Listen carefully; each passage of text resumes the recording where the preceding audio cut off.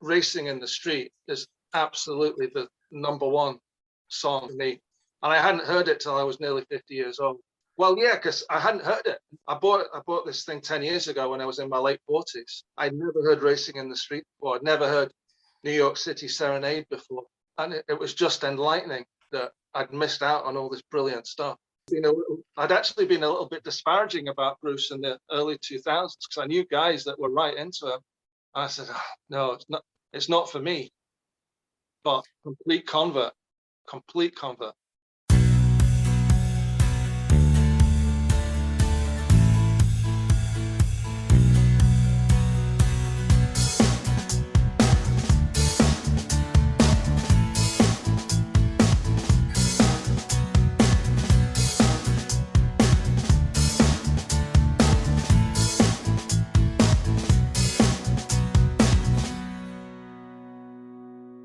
Hello, this is Jesse Jackson, and welcome to Set Listing Bruce, your podcast all about Bruce Springsteen, his music, and mostly his fans. And I am so excited that I have a friend from across the pond, another timey-wimey episode. It's my morning, his afternoon. Nigel Gray is joining us today. Nigel, welcome to the show. Thank you so much, Jesse. It's great to be here. Thank you. Well, yeah, so tell us a little about yourself. Okay, I'm a late 50s guy. I'm just retired 3 years ago from the finance industry, IT and change. I'm married to my lovely wife, Elaine, and our life is basically golf and tennis and listening to Bruce and other music and watching TV and looking after her 90-year-old parents who live about 10 miles away from us. That sounds nice. That sounds like a good life. Yeah. Well, I'm an English guy. Yeah. I born in England, but live in Scotland. And the only analogy I was trying to do an analogy for you. I tried to relate it and compare it to Texas against the USA. Okay. Very nice. Why did you guys decide to retire in Scotland? Well, I came up to Scotland in 1982. Okay. For university. I grew up in England and then moved up here and met Elaine. Elaine's Scottish, born and bred in Edinburgh. I've lived here for 40 years. So that's home now. It is. Okay. I wish the weather could be better. Yeah. But it is what kind of weather is it? Because like Texas, we're just hot. Well, we're on one of the rare sunny days when it's 70 degrees in the summer. We don't get many, but today is one of those. Yeah. I don't know in terms of geography, if you draw a line and go west from where I am now, you'd end up in Hudson Bay. Okay. All right. That's how far north we are. So okay, we get a little bit of snow in the winter, but not too much because we're on the edge of the continent, a bit like Seattle. Okay, very nice. Well, good. Yeah. Well, I'm so glad you're here, and I'm looking forward to catching up. So let's start out with, like I normally do, the beginning. So you grew up in England. Talk about what kind of music did your family listen to? What did you hear as a kid? Well, this is an interesting one because I was adopted. I was an only child and adopted. And my birth mother was only 16 years old when she gave me up. So I've never met her. But my parents who adopted me, who I call my mum and dad, they were 40 years older than me. So they were born in the 20s. Okay. So, and grew up through the war, the Second World War. So right. It was Glenn Miller and Bill Haley and that kind of stuff that I got from them. So all of my own musical influences that I found for myself, I got through the radio. Yeah. Which was limited with growing up. And then later in high school, I got influence from my friends. So they were all into stuff like Rush, Meatloaf, Genesis, AC/DC, Steve Winwood, all stuff like that. Mm-hmm. So, and then I sort of like to go into the softer stuff. I like the pop side as well. So, and then I started make my own choices as I sort of got older, started going to gigs, buying CDs. So obviously you know, big band music and that, early jazz is beautiful and early rock and roll. That's a good, foundation. And then Yeah. as you started making, as you said, expanding your musical horizons because of friends and everything. When did Bruce enter the picture? Well, I had an early awareness. Okay. Early awareness.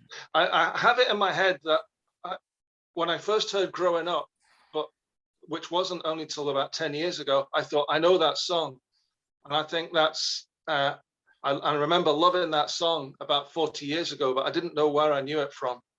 I obviously had an awareness through the radio of Born to Run and the singles like The River, but it was probably Born in the USA, as I'm sure a lot of people have said to you, that Yeah. that sparked the interest. Although I can't say that that's now one of my favorite albums. I'm sure we'll come on to that later. Yeah, sure. I also had a girlfriend that was right into Bruce, but when I talked to her, bumped into her again recently, I found out it wasn't the music that she liked; it was Bruce himself that she. Yes, yeah. As I had a very early guest say, I liked his tushy. So yes. Yeah, I think something similar.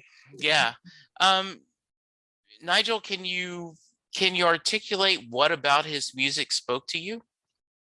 Well, just leading on from that, I bought the 6 CD box set that was released in the UK around about 2010, and I found liked the album stuff a lot more than the singles that I'd heard recently, and I really Yeah. got into the album stuff. Really got into the album stuff, and I sort of listened to the albums in order because it was the first 6 or 7 albums in this box set, and I really loved the stuff that I hadn't heard before.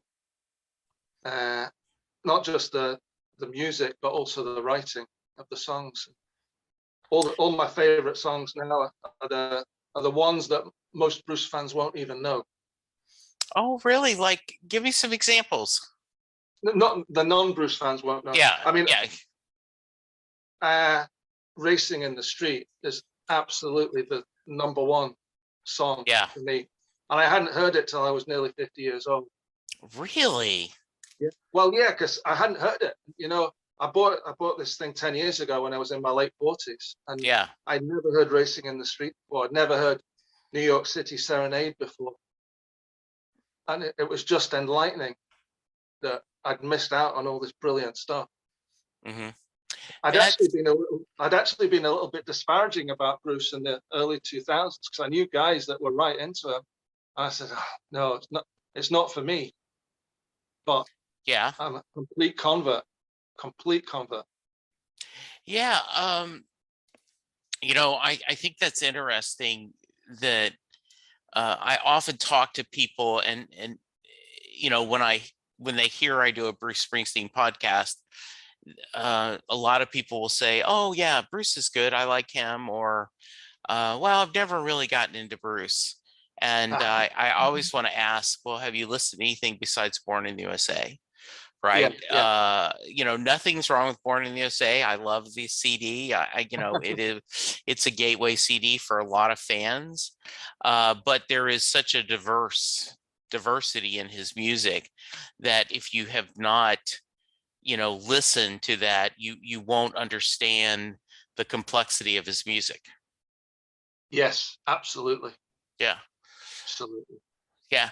So I always like to preface this, Nigel, with the amount of times you've seen Bruce perform live is not a fair barometer of how big of a fan you are, because based on circumstances where you live, financial, you may have not been able to see him that much. But have you gone to see him? And if so, how many Well, times? I have seen Bruce 3 times, and I was still sort of, I liked his music from listening to the CDs. My good friend Ian Johnston took me to Hampden Park, Glasgow, in the first gig on the Wrecking Ball tour in 2013. And he came on, and the band came on, and they played "Take Care of Our Own." And in 10 seconds, I was completely hooked on Bruce Springsteen. That was the That's moment. That was the moment. I was in the stand 100 yards away. He was a speck on the horizon, and there was the screens obviously either side of the stage. But I felt he was talking to me. that's awesome. Fantastic. And Fantastic. yeah, and it is that feeling, right? That I've often said on the podcast that there's two kinds of people. The people who go to their first Bruce show that go, wow, that was long. And then the other is like, oh my goodness, I want to see this man perform anytime I can. And Absolutely. yeah, Absolutely. it just I love We Take Care of Our Own. Great song. And so I can imagine when you're there at the live show, how many songs did you recognize, and how much, was it, how did it feel seeing him live? Well, I recognized probably 2/3 the first time. Like he played Does This Bus Stop at 42nd Street, is that right? And I knew I had that song, but I didn't really recognize it. He played My City of Ruins, which I'd never heard before because I didn't have the Rising at that time. And that felt like a religious experience when he talked to the crowd, and then he did My City of Ruins. That was just amazing. I came home and told my wife I'd been at a religious experience. Just last night, my son and I were just watching TV together, and he had pulled up YouTube, and there is a version of City of Ruins done by a husband and wife in a beautiful Catholic church, where he's on the grand piano and she's on the violin. And I'll tweet it out again. And it in that church, it is very much, as you say, a religious experience. It just comes across as almost as a hymn. Yeah. I get that. But my religion became Bruce. Yes. That's what happened. Yeah, talk to me a little bit more about that. Well, after that, I was just a complete convert, and then I went back to Glasgow again on the River Tour in 2016. At which point, I knew loads. I was ready for it, and it didn't disappoint because that time we were down on the pitch. Okay. Close to it, and that was even better. I didn't get in the inner circle, but being on the pitch and close up was just fantastic again. I can imagine. Again, it was one of those rare sunny days in Scotland, and people were just in a great mood, and he came out and he did Waiting on a Sunny Day, and the crowd went wild. That's awesome. He just knows his crowd. Yeah, he really does, doesn't he? And just another one on that theme. I'm sure you've seen it, but have you at the Staying Alive video from Brisbane? Yeah. Oh, that is just phenomenal to me. Yeah. The way he crafts that song for that audience in that moment, for the home audience, the Bee Gees song. Yeah, it is. Just an amazing presentation. Yeah, it really is. And I love his version of that song. Just you're surprised the first time you hear he does that, and then the E Street Band does such a great version of it. It's something pretty special. I agree. and so, what was your third show? Well, I'm going to go off a slight tangent here and give you a little bit of insight about me as well. Yeah, please. I love the States. Okay. Elaine, my wife, and I have visited the States loads since we started going in 1996. Okay. To the extent that I've now visited all the lower 48 states. Wow, that's impressive. Yeah. And my favorite, the place that we've been, we have visited all states, but we love a place called Naples in Florida. Okay. Yeah. So when we were in, after we both stopped work at the same time in 2018, and we were in Naples. We'd booked a flight to Naples, and we were 4 weeks in Naples to celebrate our retirement in November, December. And I got the email that said I've been selected in the third tranche for Broadway. Wow. So I was straight on and got row G tickets for Broadway whilst we were in Naples.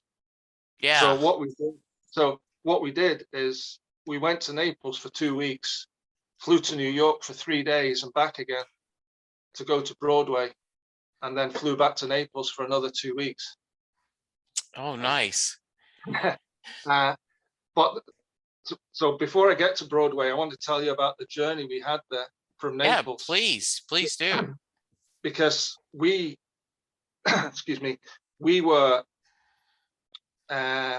watching the Weather Channel. You know, I don't know if British guys love the Weather Channel when they go to the States.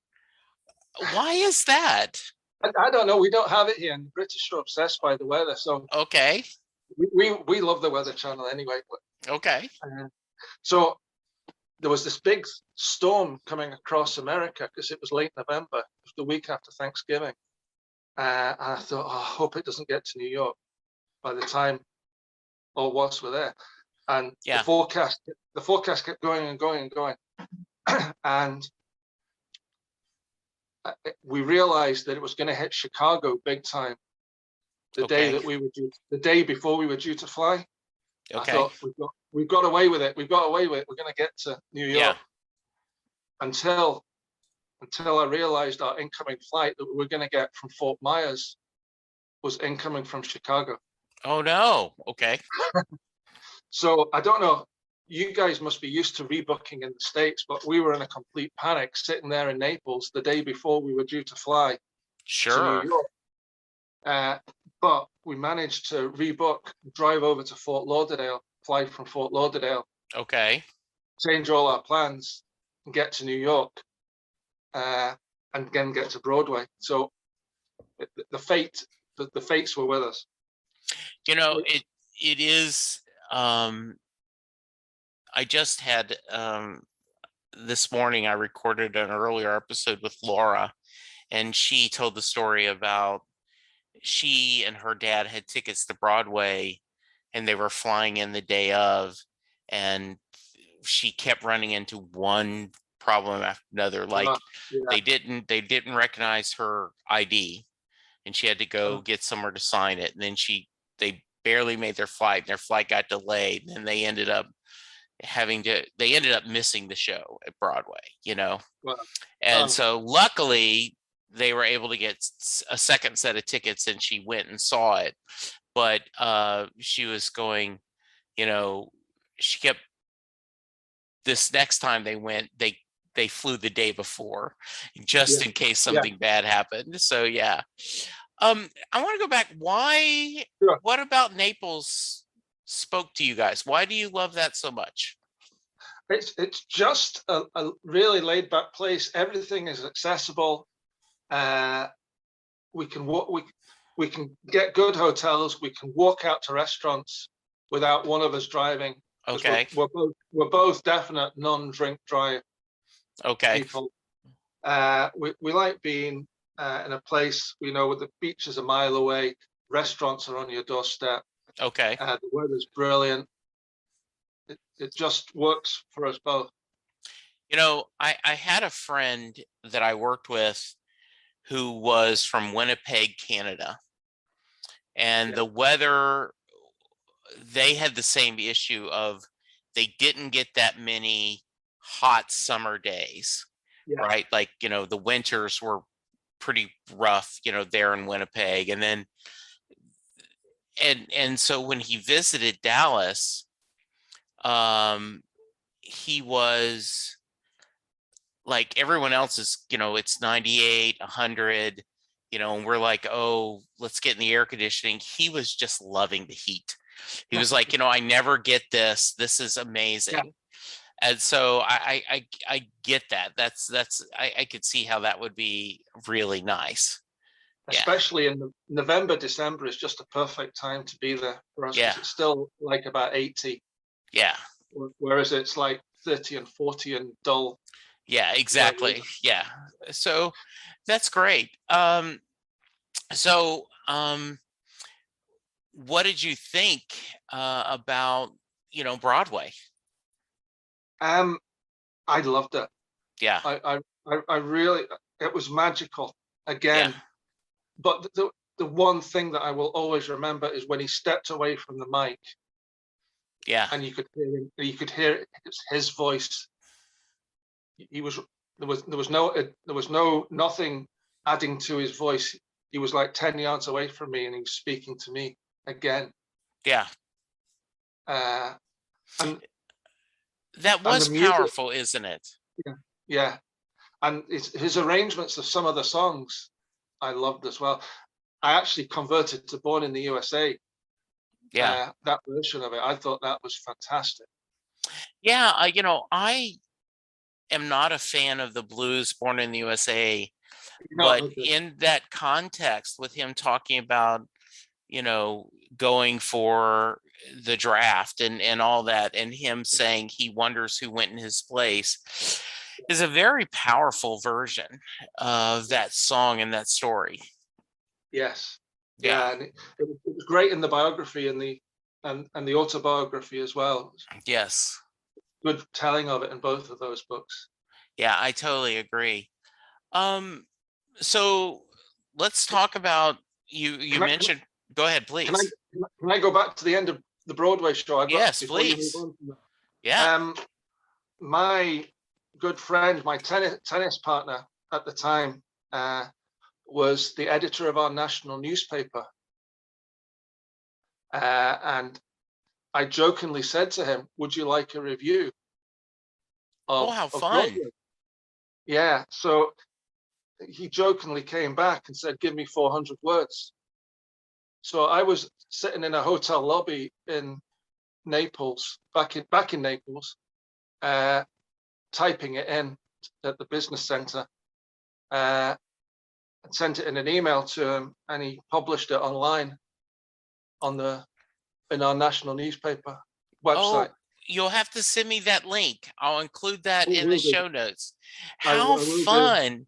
So Yeah, you were kind of joking. He called your bluff, and then you ended up having to deliver. yeah, and he put the headline on, which was Springsteen on Broadway, worth every penny. Oh, I love it. Yeah, that I was his love it. genius. That was his genius. Because it wasn't cheap.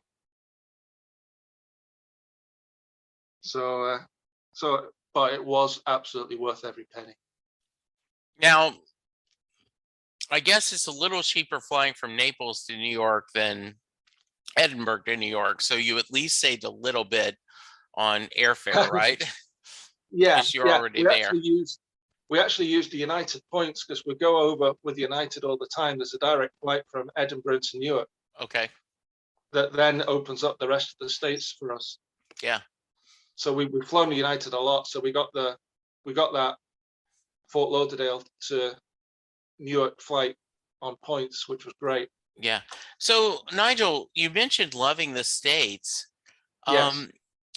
When did you first visit the States, and what about us did you enjoy so much? We first visited in '96. Our Okay. first couple of trips was what everybody does when they first come to go to Orlando. And that's the second trip was we did Orlando and then actually Naples for the first time. And then on our honeymoon, we did a trip to the west, to San Fran and Vegas and Grand Canyon, all the touristy things. And then we did our honeymoon in the deep south, in the Carolinas and Georgia. But I love the atmosphere. I love the people. The people are very friendly. I love the service culture, that what is provided when you go to a hotel, when you go to a restaurant. It's very different to Yes. the UK. I love the scenery of anywhere past the forested east, even the plains, even as you get to the plains, west, I love all the wide open scenery Yeah. and the atmosphere. I love the national parks. Hmm. Yeah, my wife does too. My wife is a big national parks fan and loves the outdoors. Did you, um, when you like travel to the South, do you drive? Do you? Yeah, Okay. yeah. We always drive. We always drive, which was fine everywhere we went. Yeah. We just navigated ourselves around. America's far easier to get around than Britain. It's much better laid out. We are a very mobile society, and Yeah, too much to our public transportation is not as strong in some cities and areas as others. So yeah. yeah, we have that ability. That's great. Now, when did you go to Texas, and what part of Texas did you visit?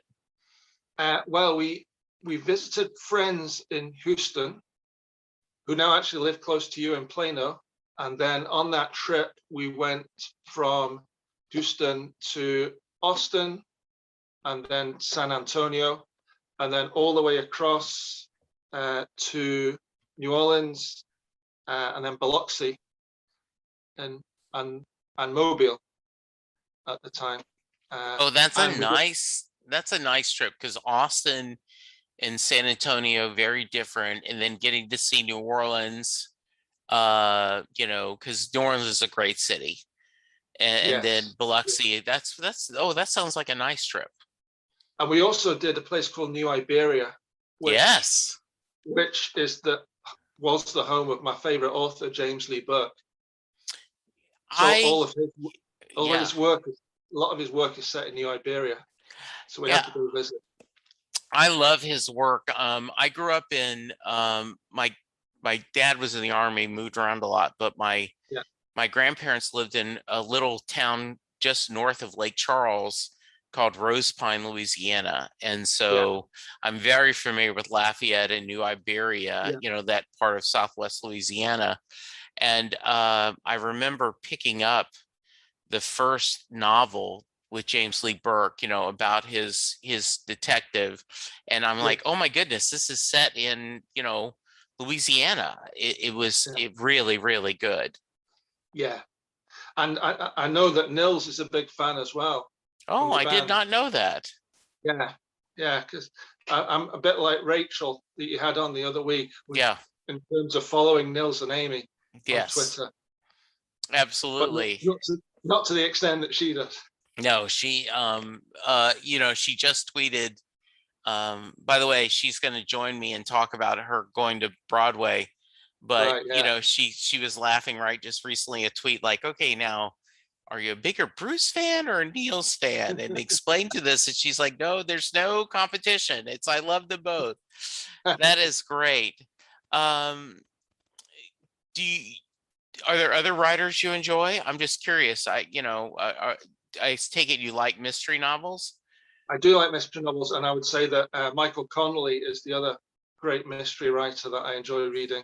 Okay. Uh, I also love reading political biography, and the Texas, the 4-volume work of Lyndon B. Johnson by Robert Caro is probably the best thing I've ever read. Wow, that's great. Yeah, LBJ is a fascinating character.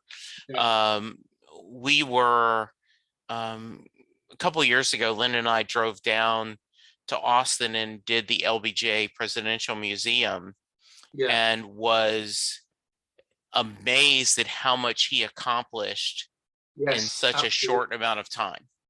Yeah, You he know, he he doesn't come across in the books as a nice person, no, he is not.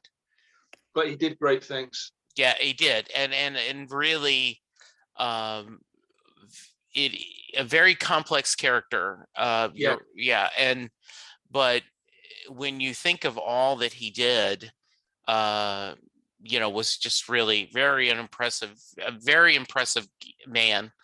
yes. So yeah, very nice. Ever read any of Lawrence Block?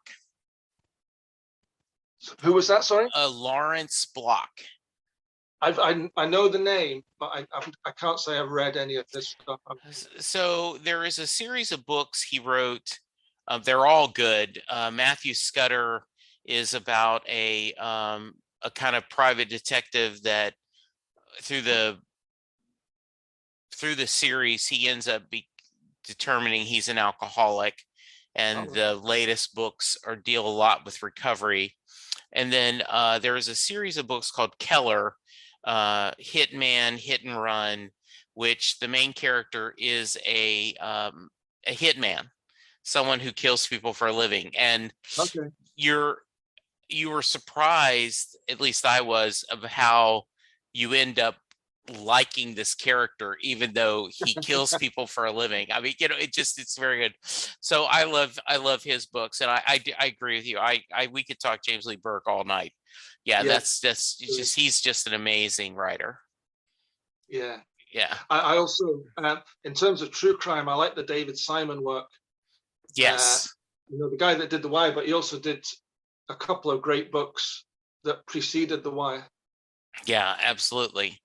And he did Homicide: Life on the Street. Yeah, absolutely. My wife and I just went through. We saw all of The Sopranos again because the prequel is coming out, and so we were like, okay, so we binged every season, kind of together, seeing it again to kind of get ready for the prequel. That's great. Well, I just watched it for the first time. Yeah. And I loved it. Yeah, it is just really, when someone goes, well, is it really that good? And you're like, it really is. It's just really well done.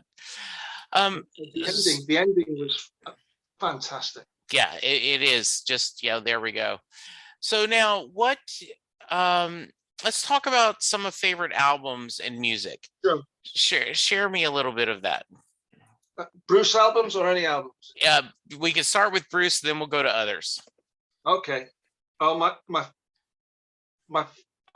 favorite Bruce albums do vary, but my top three never changes. Okay. So, The Wild, the Innocent, and the East Street Shuffle, Darkness on the Edge of Town, and Tunnel of Love are my definite top three. I'd throw in usually Ghost of Tom Joad and Nebraska. Yeah. That's the rest of my top five. I love listening. I hadn't realized it till I gathered my thoughts to talk to you that I love listening to the slow, sad stuff. Okay. Like Racing in the Street, Ghost of Tom Joad, The River, as pieces of music. But if I go to a concert, a gig, I guess I'm wanting to party. Yeah, absolutely. What did you think of Western Stars and Letter to You? Well, here we go. Western Stars, I love. I thought was fantastic. I thought there was one weak track on the album. Is it Sloppy Joe's Cafe? Yeah, a lot of people didn't like that track for some reason. Wasn't keen on that. And I'm going to confess that I've only listened to 2 tracks off Letter to You so far, because I'm still playing catch up with all the other albums in the genre. I've spent the year listening to Devils and Dust, Magic, Human Touch, and Lucky Town. Okay. So they're on a regular rotation because I'm just discovering them for the first time. And nice. I'm going to get into Camping in a Dream, Working on a Dream, etc. After that, and then I'll get onto Letter to You. I was going to say, I like the methodical way you're working this, right? It's very analytical. Yeah, I love Ghosts off Letter to You. I thought that was fantastic. And going back to Western Stars, it was only on release in cinemas in the UK one day.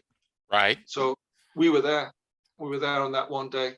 Thought the film really added to it. Yeah, it really did. I've got I don't know when this will happen, but the couple that own the Southgate Media, the network I'm on for the podcast, are big Wilco fans, but they're not big Springsteen fans. And we were talking about how to celebrate the 6th anniversary. And I said, well, have you guys ever watched Western Stars, the film? And Rob and Martha go, no, we haven't. And I said, well, why don't you watch it and then join me as a non-Springsteen fan and talk about the film and Good talk call. music. So I'm looking forward to that. I think that'll be a lot of fun. Yeah. Yeah. Yeah. What are songs that, let's hope he's going to tour again, and you'll either be in Florida, get to see him, or maybe he'll go to Scotland again. I hope so. What are songs that you would like to hear live that you haven't had a chance to hear live yet? Well, I don't think he'll come to Scotland next year. I think he'll stick in the States next year. Yes. I think there'll hopefully be a world tour in 23. Yeah. But I might make a journey over if the restrictions are loosened a little bit. We can only hope. Yeah. Mm-hmm. Yeah. I would love to see New York City Serenade. Okay. In concert. I've never seen that before. And then generally the party songs. Yeah. Okay. I'd love to see Racing in the Street, but I don't know how well that translates live. It's beautiful live. You would not be disappointed. Yeah, you would not be disappointed at all, Nigel. You would be happy to hear it. I'd love him to wheel out Tom Morello and do the heavy version of Ghost of Tron Jode as well. Yes, I've been lucky enough to see that a couple of times, and it is a lot of fun. Yeah, I love that. Yeah. I love that. Go good. Well. Yeah. Well, very good. So let's talk about what else should I have asked you that I did? I know you did some notes. You did ask me, but I didn't actually tell you what my other music is. Yes, please. Well, I've got a list of 5 groups that I listen to a lot. Okay, good. I'm hoping that you've heard of everybody, but you don't know. There's a band from California called Grandaddy. Okay. Bit more mainstream, Steely Dan. Okay. Yes, absolutely. Dire Straits. Oh, wonderful. Yes. Particularly the early stuff before they went commercial. Mm-hmm. Other than Bruce, probably my best ever concert was Nick Cave and the Bad Seeds. Oh, very nice. Who are phenomenal. Nick Cave is a great performer.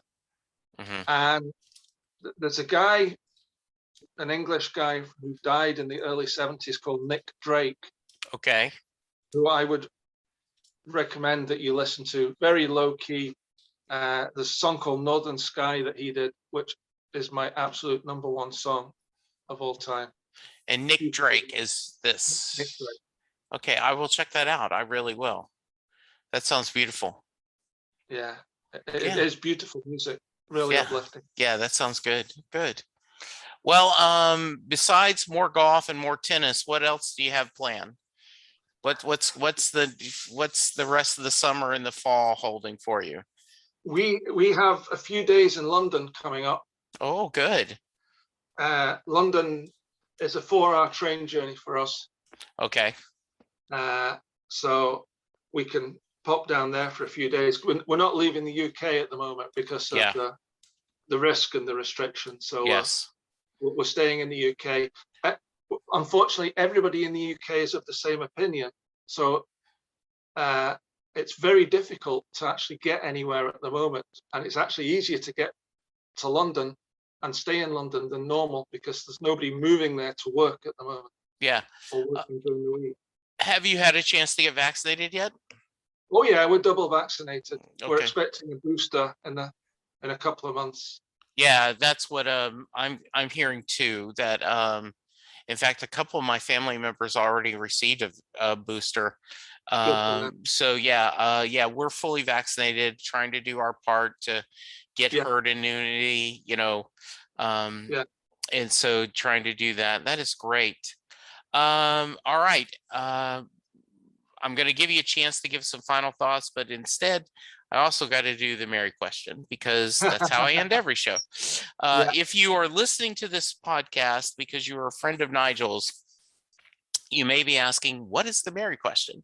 Well, Jay Armstrong, who is an honors English teacher, recently retired in the Philadelphia area, and he would every year have his senior class break down Thunder Road as a poem.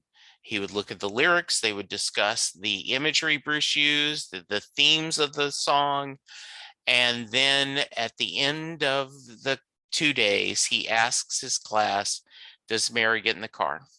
So Nigel, that's your question. Does Mary get in the car at the end of Thunder Road? Okay, so I first listened to your podcast a couple of months ago, Jesse. Okay. And since you invited me on, I've thought about this a lot. Well, good. A lot. So the things that I've been pondering is it actually Bruce or one of his characters that is playing this? Oh, good question. That is performing, like saying these words. Right. Because some elsewhere on Born to Run, he's talking about other characters. Yes. Like Jungle Land, etc., etc. Okay. So that's what I've been trying to consider. Okay. I discussed it with my wife. Okay. Who is firmly of the opinion that anybody says you ain't a beauty, but hey, you're all right, should not be. She would not get in the car with. So that's sort of tipping it against that. And just something came to me yesterday when I thought about it the last time. I'm going to say no, she doesn't get in the car, because 10 minutes later, he's trying to get Wendy to Born to Run. Oh, okay. So I would say Mary's made a good decision, because within 3 songs, he's moved on to Wendy. I love that. That's a good answer. Mary does not get in the car. All right. Very good. Wonderful. I don't know if anybody else says no ever. Actually, it's about 60-40, Nigel. About 60% say yes, but about 40% say no. So Okay. it is, you are not that far out of the, thoughts. Okay. That is awesome. That is so great. Any final thoughts? Anything you want to share, Nigel? I'm going to leave you with a piece of controversy. Okay. As well. The first time I heard Born to Run, I didn't like it. Okay. Because this is naivety on my part, because I thought it was a rip-off of Bat Out of Hell. Oh, how funny. Not the album I'm talking about, not the track, but parts of the album.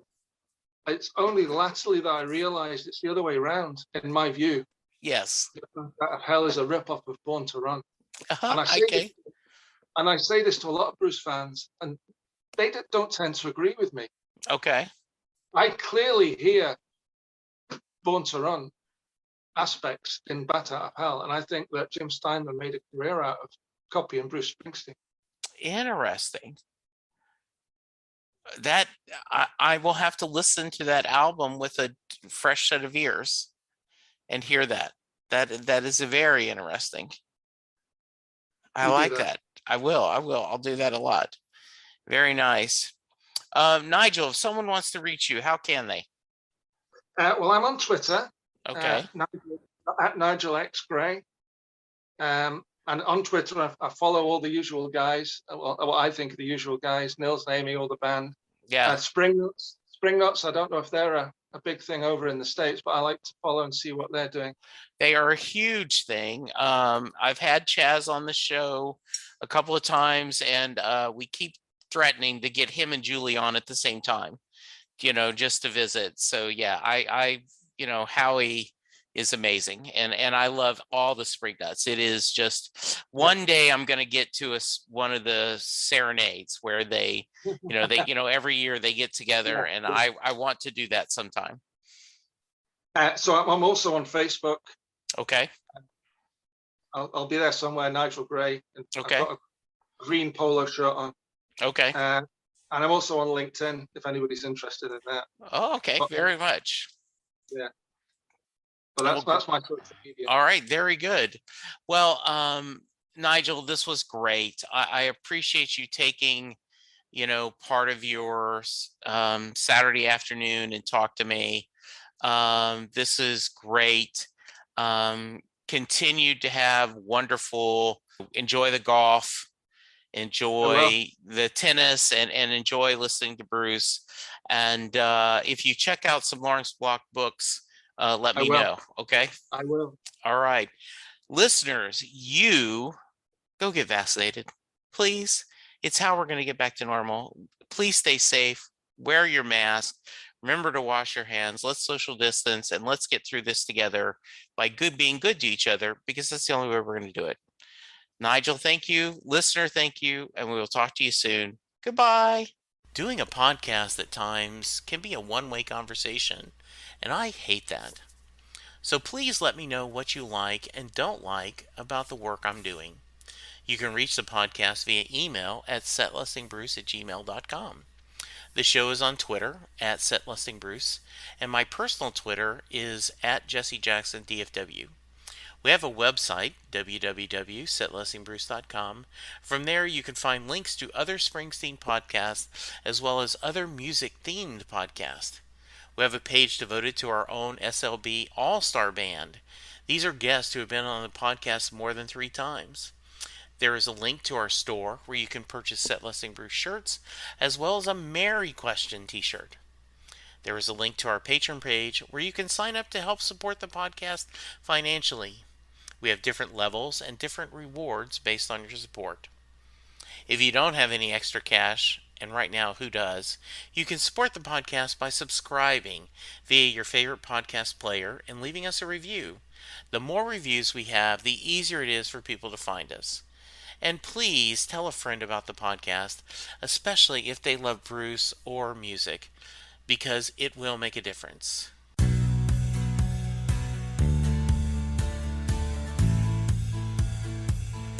You just heard the fun talking, hard rocking, music loving, album ranking, fan thinking, joy spreading, lyric reading, story sharing podcast that is the one, the only Set Listing Bruce.